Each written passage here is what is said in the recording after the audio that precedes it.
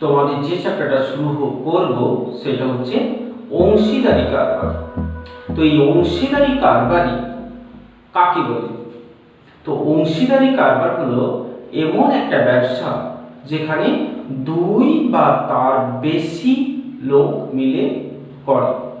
তার মানে অংশীদারি কারবার করতে গেলে কমপক্ষে দুইজন লোকের দরকার হয়। মানে দুজনের লোক না হলে, মিনিমাম দুজন লোক না হলে অংশীদারি কারবার হয় না। অংশীদারি কারবারের অঙ্ক করার জন্য যে টার্মগুলো, যে শব্দগুলো আসবে সেটা হচ্ছে মূলধন, লাভ, লোকসান বা ক্ষতি। তো মূলধন কি? অংশীদারি কারবার শুরু করতে হলে বা যে কোনো ব্যবসায় শুরু করতে হলে প্রথমে কিছু পুঁজি বা কিছু টাকা ওই ব্যবসাতে নিয়োগ করতে হয়। যে টাকাটা ওই ব্যবসাতে নিয়োগ করা হয় সেইটাকে বলা হয় ব্যবসার মূলধন। তো সাধারণত বছরের শেষে ওই ব্যবসাতে লাভ হলো না লোকসান হলো সেটা হিসেব করা হয়। তো যদি লাভ হয় তাহলে যারা ব্যবসা করছিল লাভটা নিশ্চয়ই তারা পাবে, আর যদি লোকসান হয় তাহলেও যারা ব্যবসা করছিল লোকসানটাও তাদেরকেই শোধ করতে হবে। তো এখন যদি লাভ হয় তাহলে সেই লাভটা কে কত পরিমাণে পাবে? আমাদের আজকের অঙ্কগুলো এই নিয়ে, যে লাভের পরিমাণটাকে আমরা কিভাবে ভাগ করব। তো লাভকে ভাগ করতে হলে কি করতে হবে? প্রথমে মূলধন মানে যে পরিমাণে টাকা দিয়েছিল, তো লাভটাকে ওই মূলধনের অনুপাতে ভাগ করে দিতে হয়। তো মূলধনের একটা অনুপাতকে সেখানে সবসময় লাভ ক্ষতির অঙ্কতে প্রথমে কি করতে হবে? মূলধনের অনুপাত বার করতে হবে। তারপরে মূলধনের অনুপাত বার করার পর বছরের শেষে কত টাকা লাভ হচ্ছে দেখতে হবে বা লোকসান হচ্ছে দেখতে হবে। লাভ লোকসান যাই হোক না কেন একই নিয়মের মধ্যে পড়ে। তো সেই লাভ বা লোকসানটাকে যারা ব্যবসা করছিল তাদের মধ্যে ভাগ করে দিতে হবে। দেখো আমি এখানে একটা এক্সাম্পল দিচ্ছি। এখানে একটা অঙ্ক রয়েছে, রহমান ও মমতাজ যথাক্রমে 42,000 টাকা আর 70,000 টাকা নিয়ে একটা ব্যবসা শুরু করলো। এক বছরে 12,000 টাকা লাভ হলো। কে কত টাকা লভ্যাংশ পাবে? ঠিক আছে, তাহলে কি করবো বললাম? প্রথমে দেখব ওদের মূলধন কত। মূলধন কোনটা? যে টাকাটা নিয়ে ব্যবসা শুরু করেছিল, মানে ব্যবসার প্রথমে যে টাকাটা দিয়েছিল। কত টাকা দিয়েছিল? একদিন মানে রহমান দিয়েছিল 42,000 টাকা, মমতা দিয়েছিল 70,000 টাকা। এই দুটোই হচ্ছে এদের মূলধন। তাহলে মূলধন বোঝা গেল, ব্যবসা শুরু করার সময় যে টাকাটা তারা দেয় সেইটাই হচ্ছে ব্যবসার মূলধন। তাহলে প্রথমে কি করব না, মূলধনের অনুপাত বার করতে হয়। তাহলে প্রথমে আমরা লিখব, এটা উত্তর লিখছি। প্রথমে আমরা লিখব যে রহমান ও মমতাজ মূলধনের অনুপাত।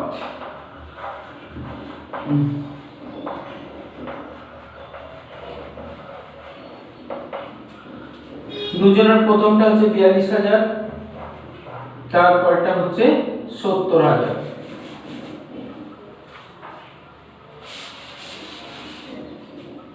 42,000 আর 70,000 এই দুটো অনুপাতকে প্রথমে এখানে 3টে শূন্য কেটে দিলাম, এরও 3টে শূন্য বাদ গেল, থাকলো কত? 42 আর 70। তো 42 আর 70 কত দিয়ে ভাগ হবে? 7 দিয়ে ভাগ হচ্ছে, 7 10 এ 70, 7 6 42, আরো 2 দিয়ে ভাগ হচ্ছে। তাহলে 2 দিয়ে ভাগ করলে এটা 3 আর এটা হচ্ছে 5। তাহলে কি পেলাম আমরা? 3:5। এইভাবে মূলধনটাকে কেটে সবসময় ক্ষুদ্রতম অনুপাত মানে লঘিষ্ঠ অনুপাতে প্রকাশ করতে হয়। ঠিক আছে, এরপর কি করবে? এই মূলধনের সমষ্টিটাও বার করে নেবে, এটা সবসময় দরকার পড়বে, কারণ আনুপাতিক ভাগ করতে হবে। তাহলে মূলধনের সমষ্টি হচ্ছে 3 আর 5 8। তাহলে মূলধনের অনুপাত বেরিয়ে গেল মূলধনের অনুপাত বেরোনোর পরের কাজটা কি বলেছি না বছরের শেষে কত টাকা লাভ হয়েছে, এক বছরে কত লাভ হয়েছে 12,000। প্রত্যেকটা অঙ্কের ক্ষেত্রে কিন্তু আমরা এই করব, প্রথমে মূলধনের অনুপাত বার করে নেব, তারপরে দেখব বছরের শেষে কত টাকা লাভ হয়েছে। তাহলে বছরের শেষে মোট লাভ হয়েছে 12,000 টাকা। এবার এই 12,000 টাকাটা কে পাবে, রহমান পাবে, মমতাজ পাবে, কে কত টাকা পাবে, এই আনুপাতিক ভাগে ভাগ করতে হবে, অনুপাতে ভাগ করা এই জিনিসটা যেখানে থাকবে অনুপাতে 3:5 অনুপাতে ভাগ করো, তাহলে 3:5 অনুপাতে ভাগ করা মানেই হচ্ছে এদের মোট অনুপাত নিয়ে এদের আনুপাতিক ভাগ হিসেবে কে কত পাবে সরাসরি বার করে দিতে হয়। দেখো কি করে তাহলে আমরা কি করছি এখন এই টাকাটাকে 3:5 এই মূলধনের অনুপাতে ভাগ করা। মনে থাকবে ভাষাটা, অনেক সময় বলবে যে যত লাভ হলো লাভটাকে মূলধনের অনুপাতে ভাগ করে দাও, তো মূলধনের অনুপাতে যেখানে ভাগ করতে বলবে সেখানে আমরা মূলধনের যোগফলটা নিয়ে নেব, তারপরে কে কত পাচ্ছে লিখে দেব। তাহলে রহমান পাবে এই 12,000 টাকাটার মধ্যে কত পাবে, 12,000 এর মানে গুণ কত, রহমানের অনুপাত হচ্ছে 3, প্রথমটা হচ্ছে রহমানের, পরেরটা হচ্ছে মমতাজের, তাহলে প্রথমটা হচ্ছে 3, তাহলে 3/8। এরকম অঙ্ক আমরা অনেক করেছি এর আগে, অতএব এগুলোতে খুব একটা অসুবিধা হবে না। 8, 15, 120 কাটাকাটিটা ঠিক করে পাশে করে নেবে দরকার হলে। তার মানে রহমান পেল 3 15 45, 3 15 45, তার মানে 4,500 টাকা। আর কে আছে, মমতাজ। তাহলে মমতাজ কত পাবে, 12,000 টাকা, ওর অনুপাত কত 5, তাহলে 5/8, 5/8। এখানটা তো এই একই 15, একবার কাটাকাটি হয়ে গেলে দ্বিতীয়টা লিখে দিতে হবে, আর 5 15 75। তাহলে এইটা হলো দুজনার লভ্যাংশ, মমতাজ আর রহমান। দেখো তাহলে 3 অঙ্কটাতে বলেছে শোভা আর মাসুদ দুজনে একটা গাড়ি কিনেছি, কত টাকা দিয়ে, 2,50,000 টাকা দামের একটা গাড়ি কিনে 2,62,000 টাকা দিয়ে বিক্রি করেছি। বাড়ি দিয়ে গাড়িটা কেনার সময় কি করেছে, শোভা সমান পরিমাণে টাকা দেয়নি, শোভা কত টাকা দিয়েছে না মাসুদের 1.5 গুণ টাকা দিয়েছে। তাহলে এটাও একটা ব্যবসা হিসেবে আমরা মনে করতে পারি, দুজনেই একটা গাড়ি কিনে সেই গাড়িটা বিক্রি করেছে। তাহলে গাড়িটা কিনে বিক্রি করেছে, লাভ হয়েছে না লোকসান হয়েছে, কিনেছিল 2,50,000 টাকায়, বিক্রি করেছে 2,62,000 টাকা। এটা কিন্তু তাদের মূলধন নয়, দুজনা মিলে গাড়িটা কিনেছে, গাড়িটা বিক্রিও করে দিয়েছে। তাহলে লাভ কত হলো, 2,50,000 কিনে 2,62,000 বিক্রি করলো, তাহলে আমরা লাভ পেয়ে যাব। এবার ওই লাভটা তারা কে কত পাবে, তো লাভের পরিমাণটা কে কত পাবে বার করতে গেলে আমি কি চাই বলেছিলাম, মূলধনের অনুপাত চাই। তো এখানে কিন্তু এই যে দেওয়া আছে 2,50,000 আর 2,62,000 এই দুটো কিন্তু মূলধন নয়। তাহলে মূলধন কোনটা, মূলধন দেওয়া রয়েছে দেখো এখানে, শোভা মাসুদের 1.5 গুণ টাকা দিয়েছি, এইটাই আমাদের মূলধনের অনুপাত। তাহলে আমরা এখানে কি করব, ধরি মাসুদ দিয়েছে x টাকা, তাহলে শোভা কত দেবে, কি বলেছে, শোভা মাসুদের 1.5 গুণ, তাহলে শোভা কত টাকা হবে, শোভা হচ্ছে x এর 1.5 মানে কি 1/1/2, তাহলে x গণিত 1/1/2 মানে x গণিত 3/2, তার মানে 3x/2 টাকা। এটা কে দিয়েছে, শোভা দিয়েছে। তাহলে এই দুটোই হবে এদের মূলধন। তাহলে এদের মূলধনের অনুপাত কত হবে, তাহলে এতক্ষণে আমরা পাবো মূলধনের অনুপাত। তাহলে মূলধনের অনুপাত হবে, মূলধনের অনুপাত প্রথমে কি আছে দেখে নেবে, প্রথমে আছে কিন্তু শোভার নামটা প্রথমে আছে, শোভা প্রথম, তারপরে মাসুদ। তাহলে প্রথমে শোভা কি লিখবে, তাহলে হিসেবে গোলমাল হয়ে যাবে। তাহলে শোভার টাকা হচ্ছে এটা 3x/2 ইজ টু মাসুদের হচ্ছে x।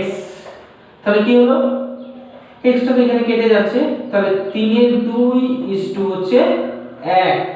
তার মানে এই ভগ্নাংশের অনুপাতকে রাখা যায় না, অনুপাতকে সবসময় সরল আকারে প্রকাশ করতে হয়। তো ভগ্নাংশ অনুপাত থেকে সরল আকার করতে গেলে কি করতে হয়, এই যে নিচে 2 রয়েছে, এই 2 দিয়ে দুটো অনুপাতকে গুণ করে দিতে হবে। তাহলে একটা হবে 3/2 গণিত 2 আর একটা হবে 1 গণিত 2। এখানে 2টা তো কেটে যাচ্ছে, তাহলে হচ্ছে 3:2।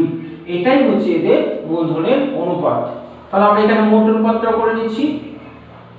তাহলে মোট অনুপাত হচ্ছে, সবসময় মূলধনের অনুপাত পাওয়ার পর কি করছি, তাহলে মোট অনুপাত করছি। প্রথমে মূলধনের অনুপাত, তারপরে তাদের অনুপাতে যোগফলটা করে রাখলে আমাদের সুবিধা, সেই জন্য করে নিচ্ছি। এবার কি করব, কত টাকা লাভ হয়েছে দেখব। তো এই ক্ষেত্রে কি করেছিল, একটা গাড়ি কিনে বিক্রি করেছি। কত টাকা দিয়ে গাড়িটা কিনেছে, 2,50,000 টাকা দিয়ে বিক্রি করেছে। কত দামে, 2,62,000 টাকা দিয়ে। তাহলে লাভ হয়েছে কত, তাহলে মোট লাভ কত, 2,62,000 টাকায় গাড়ি বিক্রি করেছে, কিনেছিল 2,50,000 টাকা দিয়ে। তাহলে কত লাভ হলো, 2,62,000 আর 2,50,000 বিয়োগ করে নেবে, বিয়োগ করে নিয়ে আমরা পাচ্ছি 12,000 টাকা। তাহলে এই 12,000 টাকা যে লাভ হলো, এটা এবার কে কত পাবে, প্রথমে আছে শোভা। এই যে মূলধনের অনুপাত, মূলধনের অনুপাতটা এখানে কার কার অনুপাত সেটা একটু লিখে দিলে ভালো হয়। প্রথমে কিন্তু শোভা আছে, এটা লিখে দেবে একবার, শোভা ইজ টু মাসুদ, এরকম লেখা হয়, শোভা ইজ টু মাসুদ। তাহলে প্রথমে শোভাকে দিতে হবে, তাহলে শোভা কত টাকা পাবেন, শোভা হচ্ছে মোট লাভ হয়েছে 12,000। এ শোভার অনুপাতটা কত, 3, মাসুদের হচ্ছে 2। তাহলে শোভার অনুপাত যেহেতু 3 আর মোট অনুপাত হচ্ছে 5, তাহলে কি লিখতে হবে এখানে, 3/5। ক্লিয়ার, 5 এটাকে কাটাকাটি করে নেবে, 5 দিয়ে 10, 5 4 20, 3 24 72। তাহলে 7,200 টাকা পাচ্ছে শোভা। আর মাসুদ, এতক্ষণ নিশ্চয়ই বুঝে গেছো মাসুদ কত টাকা পাবেন। মাসুদ পাবেন 12,000 টাকার কত বলো, 2/5, 2/5। ঠিক আছে, তাহলে মাসুদের এটা কত হবে, এখানে যা হয়েছে তাই হবে, তার মানে 2400। তাহলে হচ্ছে 4,800 টাকা, গুণ করলাম 2 দিয়ে। তাহলে এটাই হচ্ছে দুজনার লভ্যাংশ। তাহলে আমরা আগের যে দুটো অঙ্ক দেখলাম, সেই দুটো অঙ্ক যেভাবে হলো, ঠিক সেই একইভাবে আমরা 4-এর অঙ্কটাকে বাড়িতে প্র্যাকটিসের মধ্যে করে নেব। ঠিক আছে, ওই একই করতে হবে। ওখানে মূলধন দেওয়া রয়েছে, প্রথমে মূলধনের অনুপাতটা বের করতে হবে। মূলধন কিন্তু এখানে দেওয়া আছে, মানে একদম প্রথম 1-এর অঙ্কটা যেভাবে হবে বা 2-এর অঙ্কটা যেরকম হবে, 4-এর অঙ্কটা কিন্তু ওই রকমই হবে। কারণ 1-এর আর 2-এর মূলধন দেওয়া আছে, 4-এরটাতেও মূলধন দেওয়াই আছে। শুধু মূলধনের অনুপাতটা বের করে মোট অনুপাত করে কে কত টাকা লাভটাও দেওয়া আছে, লাভটাকে কে কত টাকা পাবে, মানে লাভ মূলধনের অনুপাতে লাভটাকে ভাগ করে দিলেই হবে। ঠিক আছে, দেখো তারপরে 5-এর অঙ্কটা কি বলছে, অনেকটা একই রকম, শুধু একটুকু সামান্য পার্থক্য আছে। পার্থক্যের জায়গাটা একটু লক্ষ্য রাখবে। এখানে 3 জনে একটা ব্যবসা করছে, দীপু, রাবিয়া আর মেঘা। যথাক্রমে 6,500, 5,200 আর 9,100 টাকা দিয়ে একটা ব্যবসা শুরু করে। ঠিক 1 বছর পরে 14,400 টাকা লাভ হয়। তারপর তারা একটা চুক্তি করে, ব্যবসা যখন শুরু করেছিল তখনই তারা একটা চুক্তি করে নিয়েছিল। কি চুক্তি করেছিল, যে লাভটা আমরা মূলধনের অনুপাতে ভাগ শুধু করব না, কি আর কি করব, মূলধনের অনুপাতে প্রথমে ভাগ করব না, প্রথমে লাভ যত টাকা হবে তার 2/3 অংশ আমরা সমান ভাগে ভাগ করব। আর বাকি যেটা থাকবে মানে 2/3 অংশ ভাগ করে নেওয়ার পর বাকি যেটা থাকবে সেইটা আমরা মূলধনের অনুপাতে ভাগ করব। তাই এখানে লেখা রয়েছে যে লাভের 2/3 অংশ সমান ভাগে ভাগ হবে আর বাকি অংশ মানে বাকি যেটা লাভ থাকবে সেটা মূলধনের অনুপাতে ভাগ হবে। তাহলে অঙ্কটা আমরা কিভাবে করব? সব অঙ্কের মতোই আবারও বলছি, লাভ ক্ষতির অঙ্ক প্রথমে কি কাজ?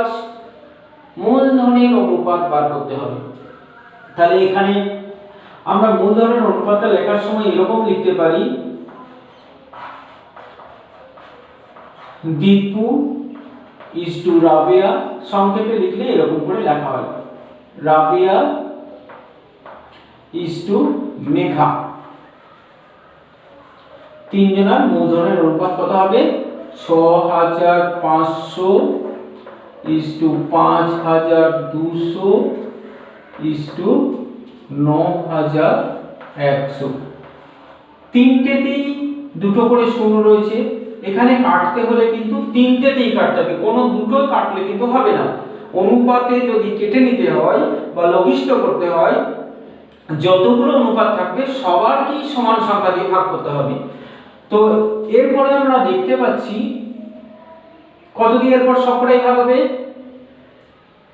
13 দিয়ে, 13 দিয়ে, 13 দিয়ে। তাহলে 13 দিয়ে ভাগ করলে আমরা কত পাবো? 5 13 65 পাবো। 13 দিয়ে ভাগ করলে 4 13 52 পাচ্ছি, আর এটাতে পাচ্ছি 7 13 91। তাহলে অনুপাতটা কত হলো? 5 4 7। এইটা আমরা অনুপাত পেলাম। তারপরে এই মোট অনুপাতটা আমরা করে রাখবো, কারণ এটা পরে দরকার পড়বে। আমরা এই পর্যন্ত সব অঙ্কতেই, তাহলে সব প্রত্যেকটা অঙ্কের ক্ষেত্রে আমরা কি করব? প্রথমে মূলধনের অনুপাতটা বার করে রেখে দেব। 5 4 9 এর সাথে 16 মোট অনুপাত 5 4 7 তার মানে 16। এই পর্যন্ত সব অঙ্কতেই আমরা করব। তারপরে কি হয়েছে? মোট কত লাভ হয়েছে দেখব। এই পর্যন্ত আগের অঙ্কগুলোতেও করেছি। মোট লাভ কত? 14400 টাকা। আগের অঙ্কগুলোতেও আমরা এই পর্যন্ত করেইছি, সব অঙ্কতে এরকম করেছি। তারপরে আগের অঙ্কগুলো কি করেছি? এরপরেই আমরা মূলধনের অনুপাত লাগিয়ে দিয়েছিলাম। কিন্তু এই অঙ্কটাতে কি করেছে? তার আগে আরো একটা চুক্তিটা একটু অন্যরকম করে নিয়েছি। কি করেছে চুক্তি? যে লাভের 2/3 অংশ, লাভের 2/3 অংশটাকে আমরা সমান সমান করে ভাগ করব। তাহলে এখন লাভ তো হয়েছে 14400 টাকা, এর 2/3 অংশ কত টাকা হয় সেটা বের করতে হবে। তাহলে এরকম লিখবে, লাভের 2/3 অংশ, লাভের 2/3 অংশ সমান 14400 এর মানে হচ্ছে লাভের, এই যে লাভ এর মানে গুণ, সেজন্য 14400 এর মানে গুণ আর 2/3, এর 2/3 কত হচ্ছে দেখবে। 3 দিয়ে ভাগ করে নেবে, দরকার হলে পাশে ভাগটা করে নেবে। 14400 কে 3 দিয়ে ভাগ করে, আমি এখানে কেটে নিচ্ছি, কিন্তু তোমরা প্রয়োজন হলে 14400 কে 3 দিয়ে ভাগ করে নেবে। 3 4 12 আর 3 8 24 মিলে গেল, আর দুটো শূন্য, তাহলে 4800। তাহলে এখানে হচ্ছে 4800। তাহলে 2/3 অংশ হচ্ছে 48 দুগুণে 96। তাহলে 9600 টাকা হচ্ছে 2/3 অংশ। এই 9600 টাকা কি করেছে? 2/3 অংশ কি করেছে?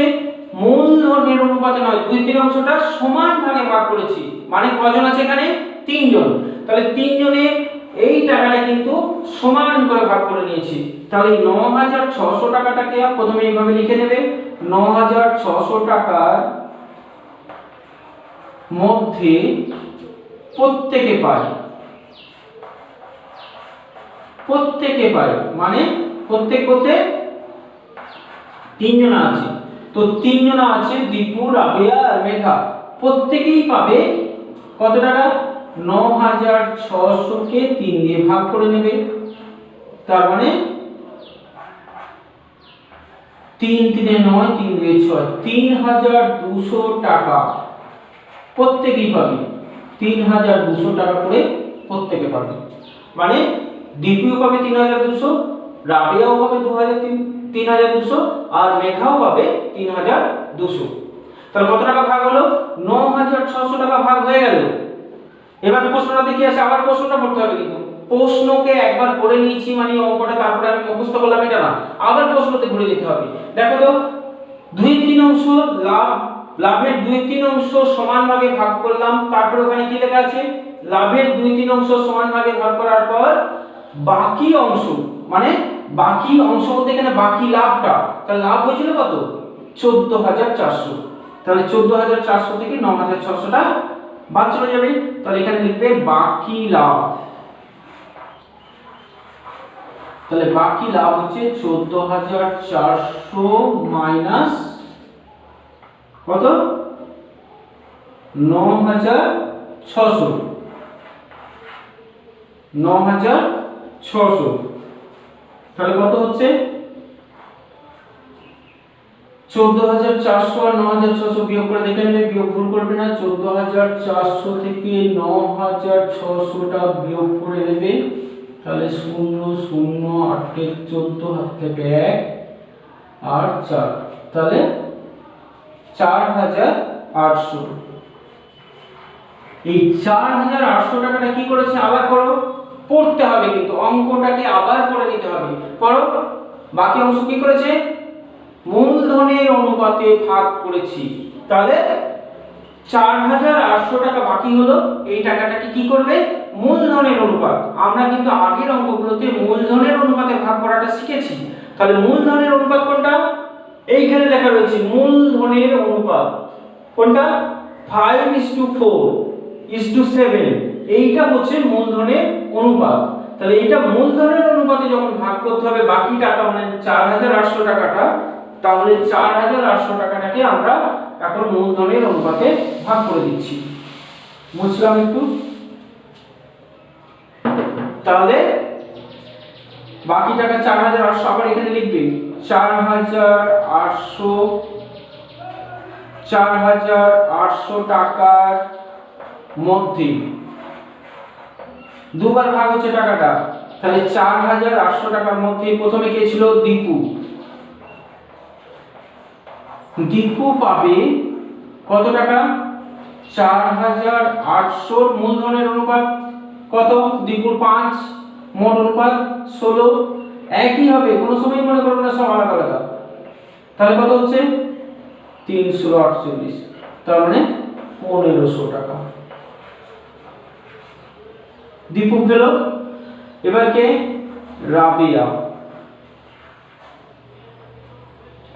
রাবিয়া পাবে কত টাকা? 4800 এর 4 অনুপাত রাবিয়া, তাহলে 4/16, 316। একই হবে, ওর 316 এটাও 300 হবে।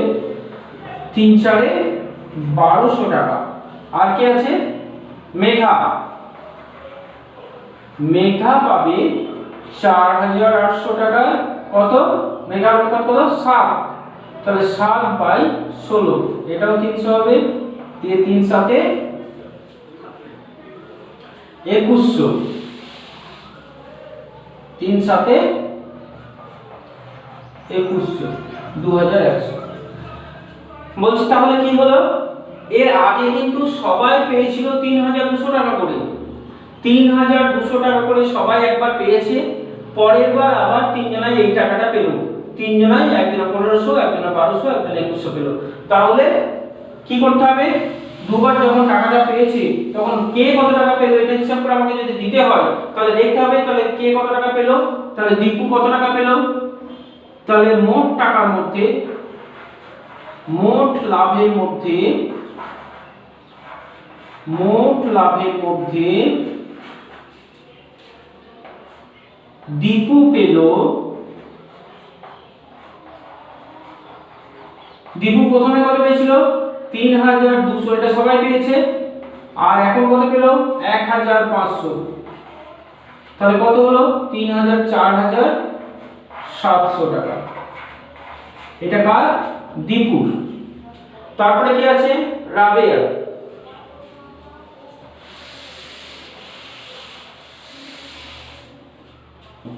তাহলে রাবেয়া পেল 4800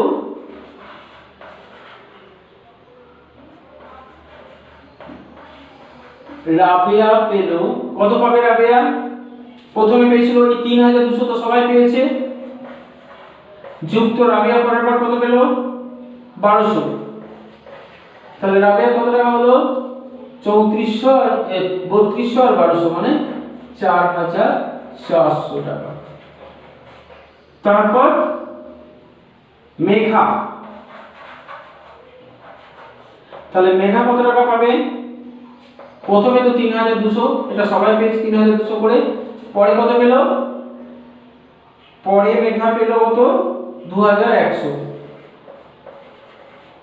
তাহলে 3000 5300 টাকা এটা মেঘা পেল। তাহলে তিনজনের উত্তর বের হলো আমাদের, ঠিক আছে। তারপরে ছয়টা আমি গোটাটা করে দেব না, আমি একটু বলে নিচ্ছি, তোমরা নিজেরা এটা করতে পারবে। দেখো অঙ্কটা পড়লেই বুঝতে পারবে। বলেছে যে 3 বন্ধু মিলে একটা ব্যবসা করেছে, তাহলে তাদের মূলধনগুলো তো দেওয়াই রয়েছে। তাহলে প্রথমে কি করবে? মূলধনের অনুপাত বার করে নেবে। তাহলে ফার্স্টে মূলধনের অনুপাত বার করবে। তারপর কি হয়েছে? কত টাকা লাভ হয়েছে? 13400 টাকা লাভ হয়েছে। তাহলে প্রথমে কি করবে না মূলধনের অনুপাত বার করবে। সব অঙ্কের ক্ষেত্রে কিন্তু এটা করতেই হবে, মূলধনের অনুপাত সব অঙ্কের ক্ষেত্রেই করতেই হবে। তাহলে প্রথমে মূলধনের অনুপাত, তারপর কত লাভ হয়েছে? কত লাভ হয়েছে? 13400 টাকা লাভ হয়েছে। 13400 টাকা লাভ হয়েছে। এবার কি করেছে লাভটাকে নিয়ে? এটা কিন্তু সেই লাভের পর মানে লাভটাকে নিয়ে ওরা কিভাবে ভাগ করছে এই জায়গাটা কিন্তু সবসময় আলাদা আলাদাভাবে করতে হবে। এক একটা অঙ্কতে লাভটাকে ওরা আলাদা আলাদা ভাগে ভাগ করে দেয়, তো ঠিক সেই লাভটাকে নিয়ে ওরা কিভাবে ভাগ করছে এই জায়গাটা কিন্তু ভালো করে পড়তে হবে। তো এই অঙ্কটার ক্ষেত্রে লাভটা কি করেছে? 13400 টাকা লাভ হলো, লাভ থেকে ব্যাংকের কিস্তি 5000 টাকা শোধ দেওয়ার পর বাকি টাকাটা তারা ভাগ করে নিল। তাহলে কি করলো? প্রথমে 5000 টাকা শোধ করে দিল। তাহলে প্রথমে ব্যাংকের কিস্তি ছিল কত? 5000 টাকা। এটা কি করে দিল? প্রথমে লাভ থেকে বলে দিয়েছি, লাভটা থেকে প্রথমে ব্যাংকের কিস্তিটা শোধ করে দিল। তাহলে প্রথমে এটা থেকে এটা কিস্তি শোধ করে দিল মানে ওটা তো চলে যাবে। তাহলে 5000 টাকা কমে যাচ্ছে। তাহলে 5000 টাকা কমিয়ে দিয়ে যে টাকাটা থাকছে মানে বাকি লাভ লেখাই আছে, তোমরা সেইভাবেই লিখবে। তাহলে বাকি লাভটা কত থাকছে? 8400 টাকা। এইটা কি করবে? এই যে মূলধনের অনুপাত বার করা হয়েছে এখানে মোট অনুপাত করে এই টাকাটা কে কত পাচ্ছে বার করে দিলেই হয়ে যাবে। নিশ্চয়ই পারবে এটা। তারপরেরটাও তাই, দেখো এখানেও প্রায় একই রকমের 7 নম্বরটাও তোমরা নিজেরা করতে পারবে। 7 এখানেও প্রথমে মূলধনের অনুপাত, সব অঙ্কতেই প্রথমে মূলধনের অনুপাত এটা বের করতেই হবে। মূলধনের অনুপাত প্রত্যেকটা অঙ্কের ক্ষেত্রে অংশীদারি কারবারে প্রথমে মূলধনের অনুপাত বার করে নেবে। তারপরে দেখো মোট 2 বছর পরে খরচ খরচা বাদ দিয়ে 30400 টাকা লাভ হয়েছে। লাভ হয়েছে কত? 30400 টাকা। বাস এই জায়গাটা কিন্তু পড়তে হবে, বারবার বলছি লাভটা কিভাবে ভাগ করছে ওখানে কিন্তু লেখা থাকবে। বলেছে সেই টাকাটা কি করলো? মূলধনের অনুপাতে সবাই ভাগ করে নিল। তাহলে এটা মূলধন, এর অনুপাতটা যা হবে মোট অনুপাত করে এই টাকাটা কিন্তু মূলধনের অনুপাতে প্রথমেই ভাগ করে নিল। তাহলে প্রথমে ভাগ করে নিল 3 জনের মধ্যে, 3 বন্ধু। প্রথম বন্ধু কত পেল বার করতে হবে, দ্বিতীয় বন্ধু কত পেল, মূলধনের অনুপাতে ভাগ হয়ে যাবে। তার মানে একদম 1 এর 2 এর যেরকম হয়েছে ঠিক সেরকম করে মূলধনের অনুপাতে এই পর্যন্ত ভাগ হয়ে তৃতীয় বন্ধু মানে 3 জন বন্ধু কে কত পাবে একদম এক একটা বা দু একটার মতো করে কে কত পাবে বার করে দিবে। হলো বার করে দেওয়া। তাহলে প্রথমে মূলধনের অনুপাত বার করলে লাভটা 30400 বলে দিয়েছে, মূলধনের অনুপাত থেকে মোট অনুপাত করে রেখেছো। তারপরে কি প্রথম বন্ধু কত পাবে, দ্বিতীয় বন্ধু কত পাবে, তৃতীয় বন্ধু কত পাবে বের করে দিলে। তারপর আবার করবে অঙ্কটা, প্রত্যেকের মূলধন অনুপাতে ভাগ করে নেওয়ার পর নিজে নিজে ঋণের টাকা শোধ করে দিল। মানে প্রথম বন্ধু ঋণ নিয়েছিল কত টাকা? 6000 টাকা। তাহলে প্রথম বন্ধু এখানে যত টাকা সে পেল সেইখান থেকে বাদ দিতে হবে কত? 6000 টাকা। তাহলে এখান থেকে মানে প্রথম বন্ধু তাহলে ঋণ তো শোধ করতে হবে, তাহলে লিখতে হবে ঋণ শোধ করার পর, ঋণ শোধের পর প্রথম বন্ধু কত পেল। তাহলে প্রথম বন্ধু কত পাবে, এইখানে যত টাকা পেয়েছি সেই টাকা থেকে এখানে যত টাকা পেয়েছে সেই টাকা থেকে 6000 টাকাটা বিয়োগ করে দিতে হবে, দিয়ে কত টাকা পাচ্ছে বের করতে হবে। এইভাবে দ্বিতীয় বন্ধু তাই এখানে যত টাকা পাবে, দ্বিতীয় বন্ধু 8000 টাকা ধার নিয়েছিল, তাহলে এখান থেকে 8000 টাকা বিয়োগ করে এখানে লিখতে হবে। আর তৃতীয় বন্ধু কত টাকা ধার নিয়েছিল, 5000 টাকা, তাহলে এই যত টাকা লাভ পাবে সেখান থেকে 5000 বিয়োগ করে দিতে হবে। নিশ্চয়ই পারবে। আর 8 এর অঙ্কটা ঠিক 5 এরটা যেভাবে করেছো, মানে আমি যেভাবে করে দিলাম ঠিক সেইভাবে 5 এর মতো করেই 8 এর অঙ্কটা করবে। একটু তফাৎ যদিও আছে, এখানে দুবার অনুপাত বলে দিয়েছে, ওখানে একটা অনুপাত বলে দেয়নি, সমান ভাগে ভাগ করেছিল, তো এখানে দুবারই অনুপাতে ভাগ করতে হবে। আমার মনে হচ্ছে এটা পারবে। ঠিক আছে, তাহলে আজকে এই পর্যন্তই থাক। তো তোমরা 8 পর্যন্ত বাড়িতে করে নেবে। 9 থেকে আমি পরের দিন আবার কি করে করতে হবে একটু আলাদা আছে, 9 থেকে আমরা পরের দিন